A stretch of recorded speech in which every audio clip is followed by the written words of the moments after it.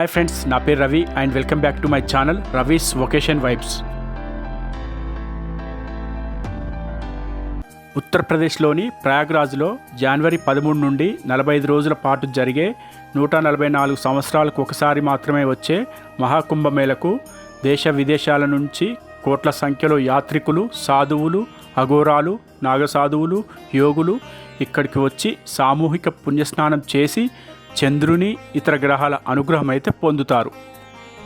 అయితే అసలు ఈ కుంభమేళ ఎందుకు జరుపుతారో, ఈ సమయంలో ఇక్కడి నదుల్లో నీరు ఎందుకు అమృతతత్వాన్ని కలిగి ఉంటుందో, అలాగే భాగవతంలోని సముద్ర మథనానికి ఈ కుంభమేళకు ఉన్న సంబంధం ఏంటో ఈ వీడియోలో అయితే తెలుసుకుందాం.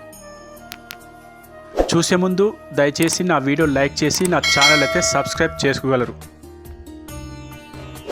గూగుల్ సెర్చ్ బార్లో కుంభమేళ లేదా మహాకుంభ్ అని టైప్ చేసి స్క్రీన్పై గులాబీ రేకుల వర్చువల్ జల్లును అయితే ఎంజాయ్ చేయండి.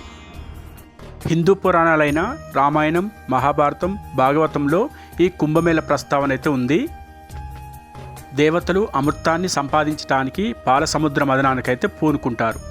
దీనికి సంబంధించి అమృతం లభించగానే చెరోసగం తీసుకోవాలనే ఒప్పందంతో రాక్షసుల సహాయం అయితే తీసుకుంటారు.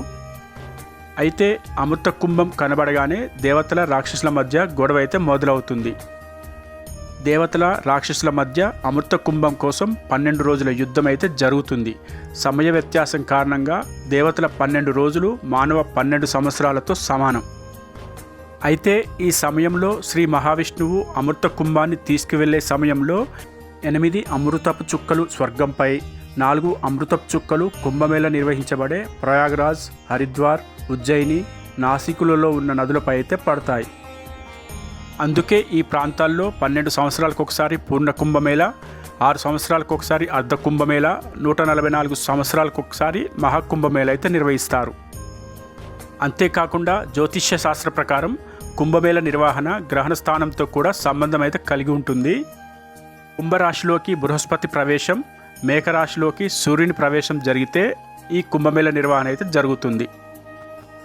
అయితే ఈ కుంభమేళ సమయంలో ఈ నదుల్లోని నీరు అమృతతత్వాన్ని కలిగి ఉంటాయని, దేవతలు ఈ సమయంలో ఇక్కడికి వచ్చి పుణ్యస్నానాలు ఆచరించి వెళ్తారని, ఈ సమయంలో నదుల్లోని పుణ్యస్నానం చేయటం వలన సకల దేవతల ఆశీస్సులు లభించి చేసిన పాపాలు పోయి ఆయురారోగ్యాలు సిద్ధిస్తాయని అయితే నమ్ముతూ ఉంటారు. అందుకే దేశ విదేశాల నుంచి యాత్రికులు ఇక్కడికి వచ్చి పుణ్యస్నానం అయితే ఆచరిస్తూ ఉంటారు. అయితే ఈసారి ఉత్తరప్రదేశ్లోని ప్రయాగ్రాజ్లో జరిగే ఈ మహాకుంభమేళ 144 సంవత్సరాలకు ఒక్కసారి మాత్రమే వచ్చే కుంభమేళ. ఈ కుంభమేళకు దాదాపు 40 కోట్ల మంది అయితే హాజరవుతారని అంచనా. అలాగే కుంభమేళ సమయంలో పెద్ద సంఖ్యలో ఇక్కడికి వచ్చే, ఇక్కడ మాత్రమే కనిపించే వివిధ అఖాడాల నుంచి వచ్చే సాధువులు, యోగులు, మునులు, మితవస్త్ర ధారణతో వంటిపై బూడిదతో కనిపిస్తూ ఉండే నాగసాధువులు, కుంభమేళలో ఆధ్యాత్మిక ప్రసంగాలతో చురుకుగా పాల్గొనే అఖారా సాధువులు, త్రివేణి సంగమ తీరంలో విహరిస్తూ ధ్యానంలో ఉంటూ అతీంద్రియ శక్తులు కలిగిన పరమహంస సాధువులు, చూడటానికి భయంకరంగా ఉంటూ దహన సంస్కార స్థలంలో ఎక్కువగా కనిపించే అఘోర సాధువులు లాంటి 40 లక్షల మంది సాధువులు ఈ కుంభమేళలో అయితే హాజరవుతారు. అయితే ఈ నాగ సాధువులు రాజస్నానం ఆచరించాకనే కుంభమేళ అయితే స్టార్ట్ అవుతుంది. గంగా, యమున, సరస్వతి నదులు కలిసే దివ్య సంగమం ఈ ప్రయాగ్రాజ్. దీన్ని దర్శించుకోవటం ద్వారా జనన మరణాల చక్రం నుంచి అయితే విముక్తులవుతాం. జనవరి 13 పుష్ప పూర్ణిమ, జనవరి 14 మకర సంక్రాంతి, జనవరి 29 మౌని అమావాస్య, ఫిబ్రవరి 3 వసంత పంచమి, ఫిబ్రవరి 4 అచల నవమి, ఫిబ్రవరి 12 మాఘ పూర్ణిమ, 26 ఫిబ్రవరి మహాశివరాత్రి మహాకుంభమేళ పుణ్యస్నానాలు ఆచరించే రోజులు. 4000 హెక్టార్ల విస్తీర్ణంలో జరిగే ఈ మహాకుంభమేళను ప్రతిష్టాత్మకంగా నిర్వహించడానికి ఉత్తరప్రదేశ్ ముఖ్యమంత్రి యోగి ఆదిత్యనాథ్ 7,500 కోట్లయితే వెచ్చించారు.